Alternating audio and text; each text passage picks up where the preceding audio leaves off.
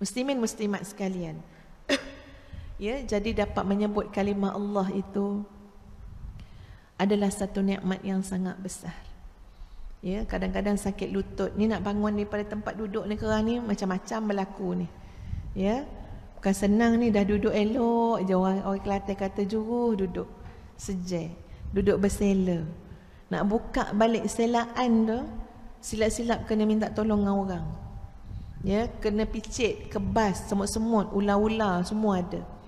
Apa yang kita nak sebut ketika itu? Saya minta izin minum kejap ya tuan-puan ya.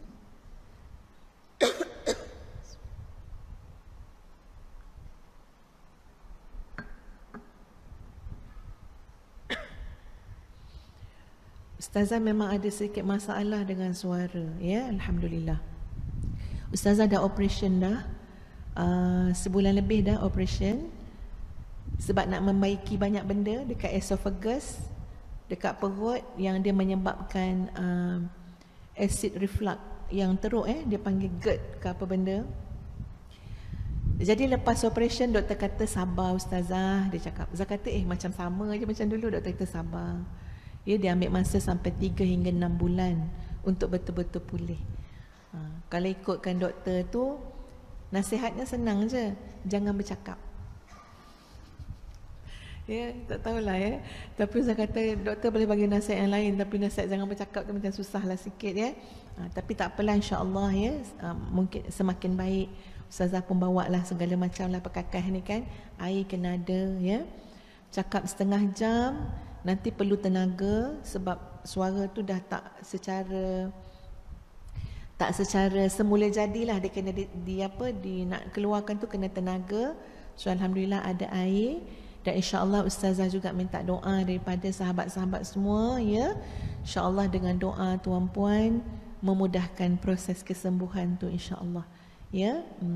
Kurang lebih dalam dunia dakwah ni dah 23 tahun.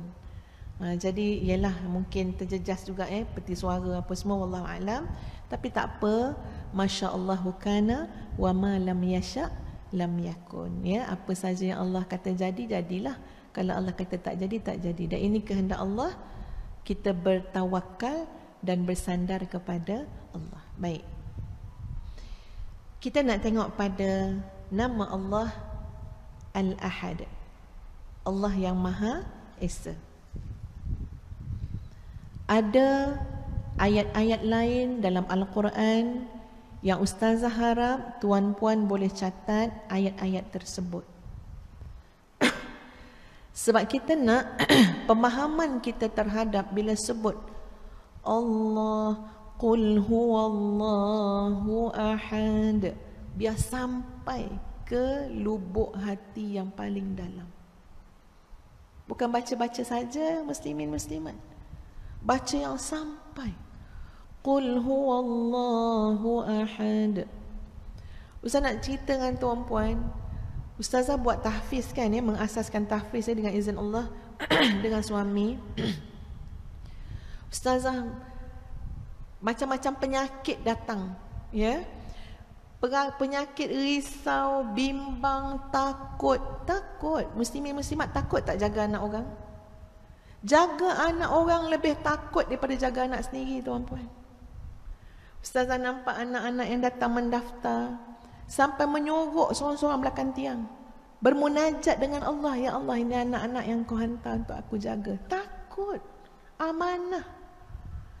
Ya, kalau anak sendiri tuan-puan tak adalah takut macam tu. Tapi bila anak orang, ya Allah, bila kata tak ada air kat sekolah, anak Ustaz tak ada air, Ustaz biar je. Ya, pandai-pandailah cari air kan. Ada air sikit-sikit, tak adalah beria-ria sangat. Anak orang tak ada air tuan-puan, kat sekolah tak ada air, telefon sana, telefon sini, tanya okey tak, dapat tak anak-anak tu mandi. Ustazah sampai diserang penyakit namanya apa? Penyakit risau yang amat sangat, risau. Takut, bimbang. Sebab kita terlibat dengan amanah, tanggungjawab. Tapi subhanallah tuan-puan, ketika manusia puas mencari, wahai Allah, kau baikilah penyakit dalam diri aku ni risau sangat, bimbang sangat. Jadi bila risau, yang jadi tempat tumpah risau tu ustaz lah. Ya, asyik tanya itu tanya ini, kesian juga ke ustaz, ya. Anak-anak nak SPM, anak ustazah nak SPM, tak adalah ustazah takut sangat tuan-puan. Ya, biasa aja. Tak ada takut sangat. Tapi anak orang lain nak SPM kat sekolah tu, ya Allah, bertanya dengan cikgu-cikgu macam mana anak-anak ni faham ke tak faham, apa lagi yang perlu dibuat, apa yang kita patut tolong, risau. Tapi alhamdulillah tuan-puan sekalian, ustazah jumpa dengan penawar dia. 2 penawar dia. Ini pengalaman ustazah sendiri, ini pengalaman sendiri. Betul-betul merawat tuan-puan. Alhamdulillah, rasa lapang, rasa tenang. Pertama apa dia? Pertama ialah zikir yang Nabi berikan tadi, kalimah-kalimah tadi. Tawakkaltu 'alal hayyil ladzi la yamut walhamdulillahilladzi lam yattakhidh walada, sehingga akhir. Tawakal. Bila sebut tawakal tu, kita sebut bagi sampai terbenam dalam hati. Datang risau, datang macam-macam, tawakkaltu, sebut bagi terbenam dalam hati. Aku serah hidup aku pada Engkau, ya Allah. Aku bergantung pada Engkau, ya Allah. Engkau yang maha hidup. Kau tak pernah lalai, Kau tak pernah terlupa, Kau tak ada kekurangan dan kelemahan pun. Kau maha sempurna. Lapang. Sebab kita tahu kita takkan dapat mengandalkan semua kekuatan kerana kita lemah. Jangan kata nak jaga masa depan orang lain, masa depan kita pun kita tak tahu. Betul kan tuan-puan? Kita tak ada kekuatan apa. Jadi apa dia? Penawar kepada penyakit risau, penyakit bimbang, susah hati, gelisah adalah tawakal. Tawakal pada Allah. Dan bila kita nak menyempurnakan tawakal, nak mengukuhkan tawakal, mesti mengenal Allah dengan lebih baik, lebih baik, lebih baik. Nak mengenal Allah dengan Asma'ullahil Husna, mengenal Allah dengan merujuk kepada Al-Quran, mengenal Allah dengan melihat apa yang dibincangkan, disampaikan oleh Nabi SAW, nanti makin kukuh tawakal kita kepada Allah. Itu satu. Yang kedua, surah Al-Ikhlas. Ustazah kalau pergi je tuan-puan ke tahfiz, nampak je sampai je kat satu selekoh tu, ya. Sebab tahu dah bila pergi ni banyaklah benda yang kita akan dengar. Ya, banyaklah benda yang kita akan nampak. Maknanya kalau pergi tu mula-mula kosong je, tak ada masalah apa-apa, nanti kalau sampai ni banyaklah masalah kita akan jumpa. Ya, mata kita akan tengok kebersihan tahfiz tu. Telinga kita akan nak dengar apa laporan daripada warden terutamanya. Mata kita dan hati kita akan melihat anak-anak tahfiz dari segi adab dia, akhlak dia. Makna kata apa? Kalau pergi tu maknanya apa? Bertambahlah kerja kita, bertambahlah masalah kita. Ustazah, nak ubat tuan-puan supaya hati ni lapang, hati ni tenang, penawarnya surah Al-Ikhlas. Masuk je tu, Bismillahirrahmanirrahim. Qul huwallahu ahad, Allahus samad, lam yalid wa lam yulad wa lam yakul lahu kufuwan ahad. Bacalah banyak-banyak. Sampai kadang-kadang Ustaz rasa macam, ya Allah, surah Al-Ikhlas ni lah bumbungnya, surah Al-Ikhlas ni lah tiangnya, surah Al-Ikhlas ni lah, ya, segala-galanya lah tuan-puan. Sampai rasa lapang. Ya, itu Ustazah buat daripada hutan tanah lapang dulu, ya, sebelum jadi tahfiz, nak bagi hati tu tenang. Kalau tak tuan-puan, terlampau banyak kat dalam kepala ni nak fikir, terlampau banyak. Ya, tak mampulah, Ustaz terlampau lemah nak fikir, nak buat, nak apa semua. Tapi dengan kekuatan yang Allah berikan, memang baca banyak-banyak tuan-puan, menghayati Qul huwallahu ahad, Allah segala-galanya, Allah yang Maha Esa. Tak ada kelibat-kelibat makhluk untuk kita bergantung, tak ada. Ya, mana sangatlah makhluk ni tuan-puan, sama-sama lemah macam kita. Makhluk datang dan pergi, makhluk hidup dan mati, ya. Makhluk tu kuat dan sehat, sakit dan lemah. Itu silih berganti. Wa tilkal ayyam nudawiluha bainan nas. Ya, kehidupan manusia tu Allah putarkan. Tidak mungkin kita bergantung. Kalau Allah biarkan kita bergantung dengan manusia, dengan makhluk, dengan diri kita sendiri, kita akan lemah selama-lamanya. Tapi bila sebut qul huwallahu ahad, dialah Allah yang Maha Esa. Dan benda ni ditambah dengan kefahaman kita terhadap ma'rifatullah tadi. Bila kita sebut qul huwallahu ahad, kadang-kadang datang dalam lintasan kita bila sebut Allah, apa dia?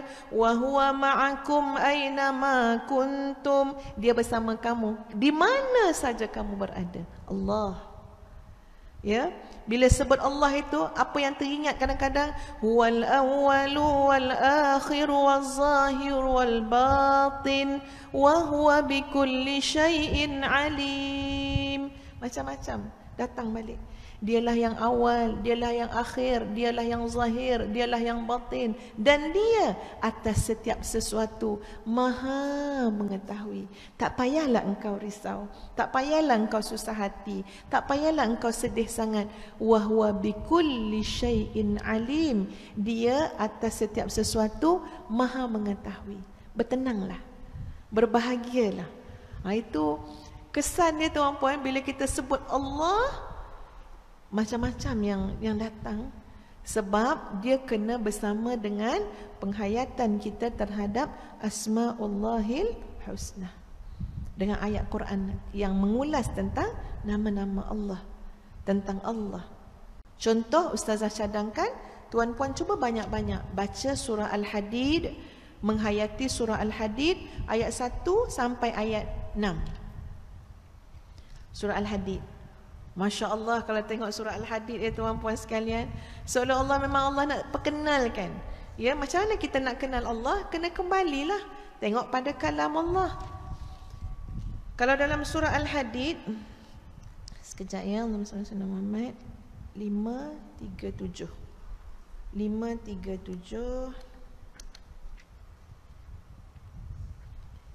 Dia macam ni tuan-puan. Katalah kita kata, oh saya nak kenal Allah lah Ustazah, bantu saya Ustazah kenal Allah. Cuba tengok surah Al-Hadid bagaimana Allah menjawab. Daripada ayat pertama, Subhanallahi ma fis samawati wal ardh wa huwal azizul hakim. Kita nak kenal Allah. Allah tu bagaimana? Allah tu siapa? Allah adalah zat yang seluruh yang di langit dan di bumi memuji Allah. Huwallah, itulah Allah yang dipuji oleh seluruh yang ada di langit dan di bumi. Apa sangatlah kita beria-ria membodek tuan-puan, ya, mengorbankan diri, sanggup berkorban apa saja untuk BFF kita, best friend forever. Kenapa? Sebab dia popular Ustazah, sebab dia hartawan, sebab dia bangsawan. Ustazah nak tanya dia, kawan kita yang hartawan, yang popular, yang segala macam tu, cuba letak kat Sri Lanka. Agak-agak orang Sri Lanka kenal tak? Jangan kata nak puji, kenal pun tidak. Betul tak tuan-puan? Tak tahu siapa dia. Kenal dalam lingkungan kita je lah, popular dalam lingkungan kita je lah. Letak kat Zimbabwe, ada korang kenal, ada korang kisah. Ini logik je tuan-puan ni, untuk kita berfikir nak kata apa. Siapa sangatlah kita ni? Siapa sangatlah manusia ni? Kalau kita boleh terpesona dengan orang kerana hebatnya dia, ya, kerana ramai followernya dia, kerana macam-macam yang ada pada dia, cuba bawa around the world, tengok sejauh mana orang kenal. Sebab kita tidak adil kepada diri kita sendiri. Kita zalim pada diri kita sendiri. Kita ingat kawan kita, kita lebihkan kawan kita, kita sanggup korban untuk manusia. Tapi di mana Allah dalam kehidupan kita? Jauh sana. Ada ingat Allah hujung-hujung masa. Ada ingat Allah waktu sakit je, waktu senang, waktu sihat, kurang ingat pada Allah. Sedangkan tengok Allah sebut apa dalam surah Al-Hadid. Subhanallahi ma fis samawati wal ard. Semua yang ada di langit dan di bumi memuji Allah. Tumpuannya adalah Allah. Allah tumpuan segala-galanya. Kamu tak kenal ke Allah? Allah itu wahwal azizul hakim. Dia adalah yang maha perkasa lagi maha bijaksana. Satu-satu ni Allah kenalkan.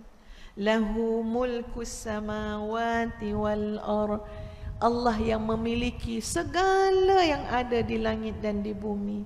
Kita sedap puji orang, ada tu, ada ni. Apa sangatlah yang orang tu ada, sebab orang itu tidak memiliki pun apa yang dia ada. Kerana yang memiliki segala-galanya adalah Allah. Yuhyi wa yumit. Dialah yang menghidupkan, dialah yang mematikan. Wa huwa ala kulli syai'in qadir.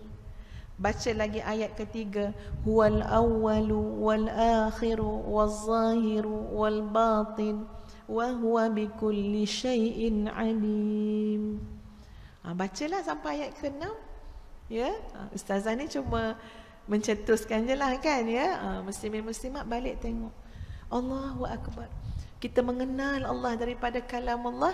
Nanti cuba kita baca surah Al-Ikhlas. Qul huwallahu ahad. Allah yang kita sebut tu datang, maknanya pemahaman, penghayatannya datang menyeluruh, mengukuhkan lagi keimanan kita kepada Allah, kesetiaan kita kepada Allah, ya, kebahagiaan kita dengan Allah Azza wa Jalla dengan kita sebut ya ayat tadi.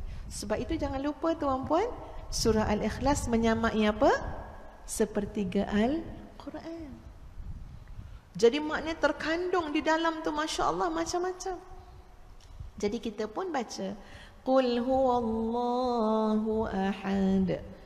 Kalimah ahad itu ya, daripada Asmaul Husna Al-Ahad, ada ayat-ayat lain yang menyebut tentang ya nama Allah Ahadun Ahad ini. Contoh surah Al-Baqarah ayat 163.